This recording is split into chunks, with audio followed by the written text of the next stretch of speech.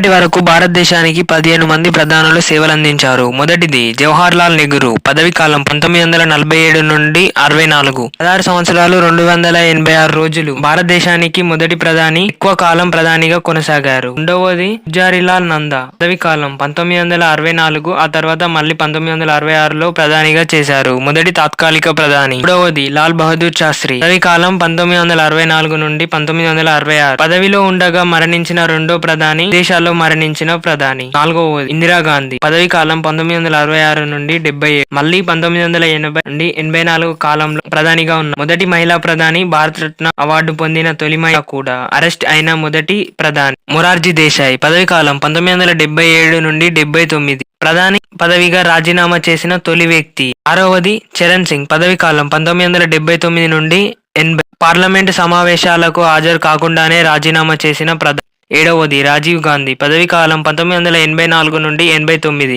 అతి పిన్న వయస్సు 42లో ప్రధాని అయ్యారు. ఓటు హక్కు 21 సంవత్సరాల నుంచి 18 సంవత్సరాలుగా తగ్గించారు. ఎనిమిదవది విశ్వనాథ్ ప్రతాప్, పదవీ కాలం 1989 నుండి 90, అవిశ్వాస తీర్మానం ద్వారా అధికారాన్ని కోల్పోయారు. తొమ్మిదవది చంద్రశేఖర్, పదవీ కాలం 1990 నుండి 91, ఎర్రకోట నుంచి ప్రసంగించని ఏకైక ప్రధాని. పదవది పివి నరసింహ, పదవీ కాలం 1991 నుండి 96, దక్షిణ భారతదేశం నుంచి ప్రధాని అయిన తొలి మన తెలుగు రాష్ట్రం.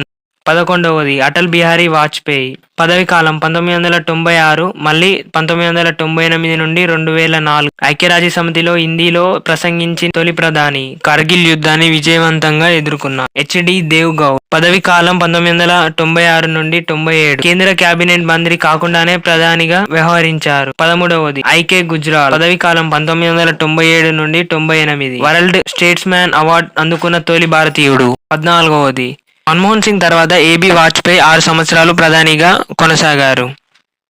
ప్రధాని పదవి అలంకరించిన మొదటి ఆర్థికవేత్త. విశ్వాస తీర్మానంపై ఓటు వేయలేకపోయిన మొదటి ప్రధాని. ప్రస్తుతం 15వ ప్రధానమంత్రి మన నరేంద్ర మోడీ. 2014 నుంచి ప్రస్తుతం పదవిలో కొనసాగుతున్నారు. స్వచ్ఛ భారత్ నినాదాన్ని ఇచ్చారు. జనధన్ యోజన ప్రారంభించారు. Thank you for please